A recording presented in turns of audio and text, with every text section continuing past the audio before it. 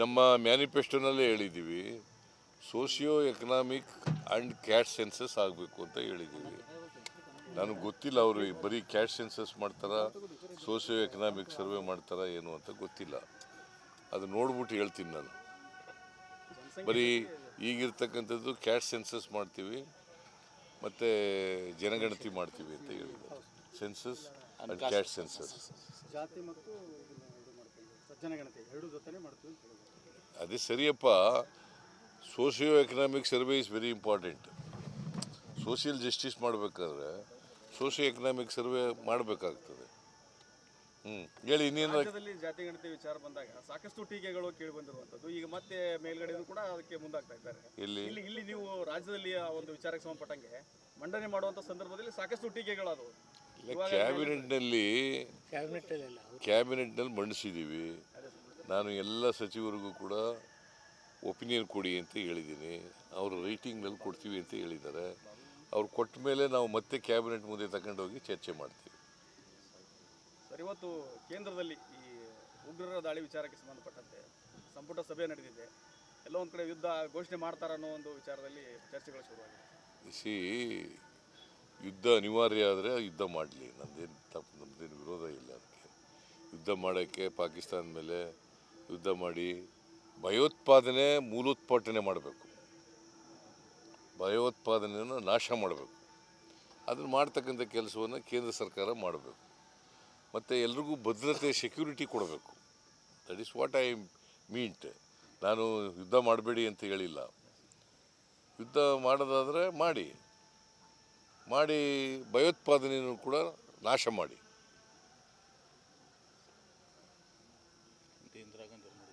ಹಿಂದೆ ಇಂದಿರಾ ಗಾಂಧಿಯವರು 1971ನಲ್ಲಿ ಪಾಕಿಸ್ತಾನದ ವಿರುದ್ಧ ಮಾಡಿ ಪಾಕಿಸ್ತಾನದವರನ್ನು ಬಗ್ಗು ಬಡಿದಿದ್ರು.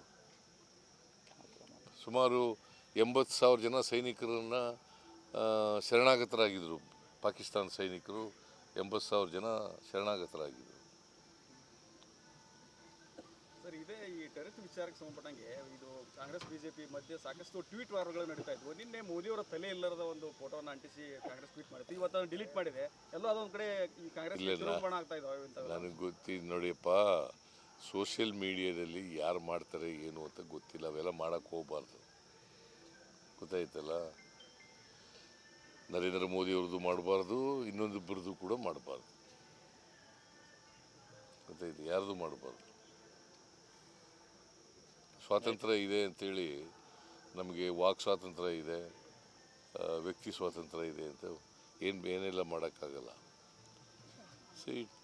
ಹಾಗೂ ಇನ್ನೊಬ್ಬರಿಗೆ ಡಿಫೇಮ್ ಮಾಡ್ತಕ್ಕಂಥ ಕೆಲಸ ಮಾಡಬಾರ್ದು. ಇನ್ನೊಂದು ಈ ವಿಚಾರದಲ್ಲಿ ಈಗ ರಾಜತಾಂತ್ರಿಕ ನಡೆಯನ್ನು ಕೇಂದ್ರ ಸರ್ಕಾರ ಇಟ್ಟಿರುವಂಥದ್ದು. ಒಂದು ಕಡೆ ಏನಾಗಿದೆ, ಪಾಕ್ ಪ್ರಜೆಗಳು ಇಲ್ಲಿ ವಾಸ ಮಾಡ್ತಾ ಇರುವಂಥದ್ದು, ಇಲ್ಲಿ ಜನ ಅಲ್ಲಿ ವಾಸ ಮಾಡ್ತಾ ಇರುವಂಥದ್ದು, ತಾಯಿ ಮಕ್ಕಳು ಅಗಲಿಸುವಂಥ ಕೆಲಸಗಳು ಎಮೋಷನಲಿ ಭಾಳ ಕೇಂದ್ರ ಸರ್ಕಾರ ಏನು ತೀರ್ಮಾನ ಮಾಡ್ತದೆ ಅದಕ್ಕೆ ನಾವು ಎಲ್ಲ ಬೆಂಬಲ ಕೊಡ್ತೀವಿ. ನಮ್ಮ ಮ್ಯಾನಿಫೆಸ್ಟೋನಲ್ಲೇ ಹೇಳಿದ್ದೀವಿ, socio economic and caste census ಆಗಬೇಕು ಅಂತ ಹೇಳಿದ್ದೀವಿ. ನನಗೆ ಗೊತ್ತಿಲ್ಲ ಅವರು ಬರೀ ಕ್ಯಾಟ್ ಸೆನ್ಸಸ್ ಮಾಡ್ತಾರಾ, ಸೋಷಿಯೋ ಎಕನಾಮಿಕ್ ಸರ್ವೆ ಮಾಡ್ತಾರಾ ಏನು ಅಂತ ಗೊತ್ತಿಲ್ಲ. ಅದು ನೋಡ್ಬಿಟ್ಟು ಹೇಳ್ತೀನಿ ನಾನು. ಬರೀ ಈಗಿರ್ತಕ್ಕಂಥದ್ದು ಕ್ಯಾಟ್ ಸೆನ್ಸಸ್ ಮಾಡ್ತೀವಿ ಮತ್ತು ಜನಗಣತಿ ಮಾಡ್ತೀವಿ ಅಂತ ಹೇಳಿದ್ದಾರೆ. ಸೆನ್ಸಸ್ ಆ್ಯಂಡ್ ಕ್ಯಾಟ್ ಸೆನ್ಸಸ್ ಜಾತಿ ಮತ್ತು ಜನಗಣತಿ ಎರಡು ಜೊತೆನೇ ಮಾಡ್ತೀವಿ ಅಂತ ಹೇಳಿದ್ರು. ಅದೇ ಸರಿಯಪ್ಪ. Socio economic survey is very important. Social justice ಮಾಡಬೇಕಾದ್ರೆ ಸೋಷಿಯೋ ಎಕನಾಮಿಕ್ ಸರ್ವೆ ಮಾಡಬೇಕಾಗ್ತದೆ. ಹೇಳಿ ಇನ್ನೇನು. ರಾಜ್ಯದಲ್ಲಿ ಜಾತಿ ಗಣತಿ ವಿಚಾರ ಬಂದಾಗ ಸಾಕಷ್ಟು ಟೀಕೆಗಳು ಕೇಳಿ ಬಂದಿರುವಂಥದ್ದು. ಈಗ ಮತ್ತೆ ಮೇಲ್ಗಡೆಯೂ ಕೂಡ ಅದಕ್ಕೆ ಮುಂದಾಗ್ತಾ ಇದ್ದಾರೆ. ಇಲ್ಲಿ ನೀವು ರಾಜ್ಯದಲ್ಲಿ ಆ ಒಂದು ವಿಚಾರಕ್ಕೆ ಸಂಬಂಧಪಟ್ಟಂಗೆ ಮಂಡನೆ ಮಾಡುವಂಥ ಸಂದರ್ಭದಲ್ಲಿ ಸಾಕಷ್ಟು ಟೀಕೆಗಳಾದವು. ಕ್ಯಾಬಿನೆಟ್ನಲ್ಲಿ ಮಂಡಿಸಿದ್ದೀವಿ. ನಾನು ಎಲ್ಲ ಸಚಿವರಿಗೂ ಕೂಡ ಒಪಿನಿಯನ್ ಕೊಡಿ ಅಂತ ಹೇಳಿದ್ದೀನಿ. ಅವರು ರೈಟಿಂಗ್ನಲ್ಲಿ ಕೊಡ್ತೀವಿ ಅಂತ ಹೇಳಿದ್ದಾರೆ. ಅವ್ರು ಕೊಟ್ಟ ಮೇಲೆ ನಾವು ಮತ್ತೆ ಕ್ಯಾಬಿನೆಟ್ ಮುಂದೆ ತಗೊಂಡೋಗಿ ಚರ್ಚೆ ಮಾಡ್ತೀವಿ. ಸರ್, ಇವತ್ತು ಕೇಂದ್ರದಲ್ಲಿ ಈ ಉಗ್ರರ ದಾಳಿ ವಿಚಾರಕ್ಕೆ ಸಂಬಂಧಪಟ್ಟಂತೆ ಸಂಪುಟ ಸಭೆ ನಡೆದಿದೆ. ಎಲ್ಲೋ ಒಂದು ಕಡೆ ಯುದ್ಧ ಘೋಷಣೆ ಮಾಡ್ತಾರ ಅನ್ನೋ ಒಂದು ವಿಚಾರದಲ್ಲಿ ಚರ್ಚೆಗಳು ಶುರುವಾಗಿದೆ. ಯುದ್ಧ ಅನಿವಾರ್ಯ ಆದರೆ ಯುದ್ಧ ಮಾಡಲಿ, ನಮ್ಮದೇನು ವಿರೋಧ ಇಲ್ಲ. ಅದಕ್ಕೆ ಯುದ್ಧ ಮಾಡೋಕ್ಕೆ ಪಾಕಿಸ್ತಾನ ಮೇಲೆ ಯುದ್ಧ ಮಾಡಿ ಭಯೋತ್ಪಾದನೆ ಮೂಲೋತ್ಪಾಟನೆ ಮಾಡಬೇಕು, ಭಯೋತ್ಪಾದನೆಯನ್ನು ನಾಶ ಮಾಡಬೇಕು. ಅದನ್ನು ಮಾಡ್ತಕ್ಕಂಥ ಕೆಲಸವನ್ನು ಕೇಂದ್ರ ಸರ್ಕಾರ ಮಾಡಬೇಕು. ಮತ್ತು ಎಲ್ರಿಗೂ ಭದ್ರತೆ ಸೆಕ್ಯೂರಿಟಿ ಕೊಡಬೇಕು. That is what I meant. ನಾನು ಯುದ್ಧ ಮಾಡಬೇಡಿ ಅಂತ ಹೇಳಿಲ್ಲ. ಯುದ್ಧ ಮಾಡೋದಾದರೆ ಮಾಡಿ ಭಯೋತ್ಪಾದನೆಯನ್ನು ಕೂಡ ನಾಶ ಮಾಡಿ.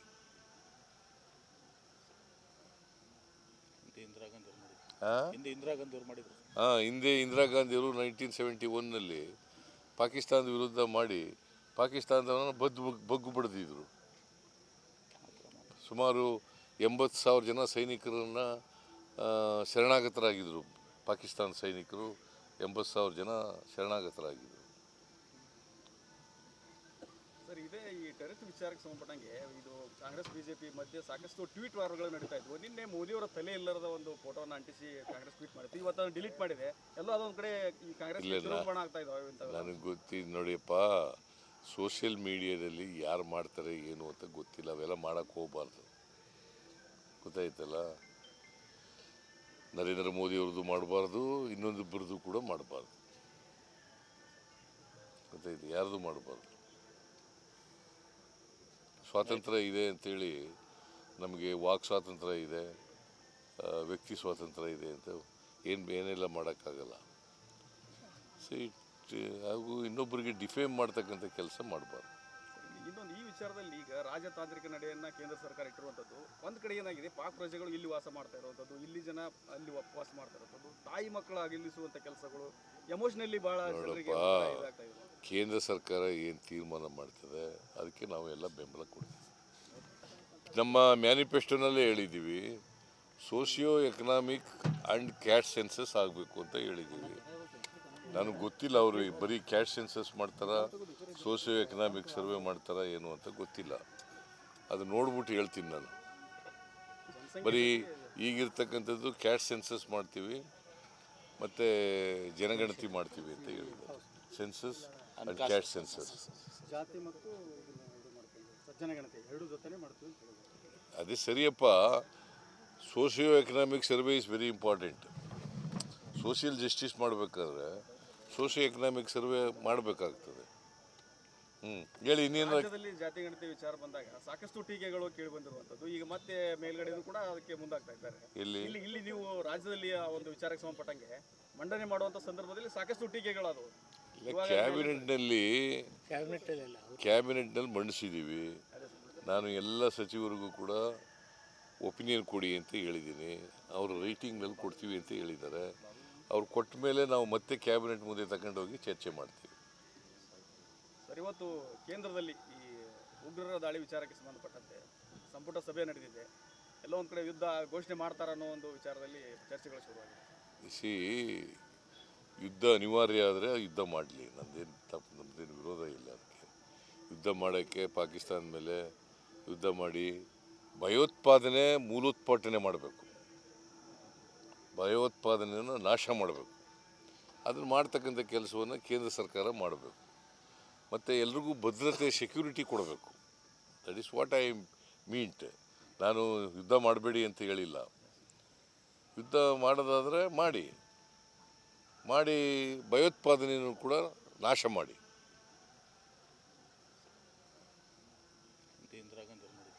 ಹಿಂದೆ ಇಂದಿರಾ ಗಾಂಧಿಯವರು 1971ನಲ್ಲಿ ಪಾಕಿಸ್ತಾನದ ವಿರುದ್ಧ ಮಾಡಿ ಪಾಕಿಸ್ತಾನದವರನ್ನು ಬಗ್ಗು ಬಡಿದಿದ್ರು.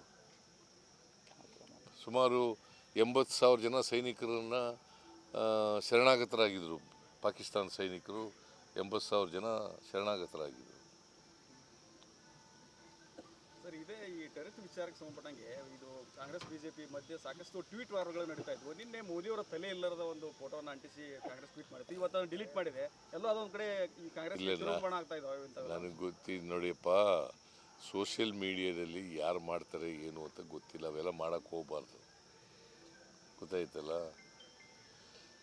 ನರೇಂದ್ರ ಮೋದಿಯವ್ರದ್ದು ಮಾಡಬಾರ್ದು, ಇನ್ನೊಂದಿಬ್ಬರದ್ದು ಕೂಡ ಮಾಡಬಾರ್ದು. ಗೊತ್ತಾಯ್ತು, ಯಾರ್ದು ಮಾಡಬಾರ್ದು.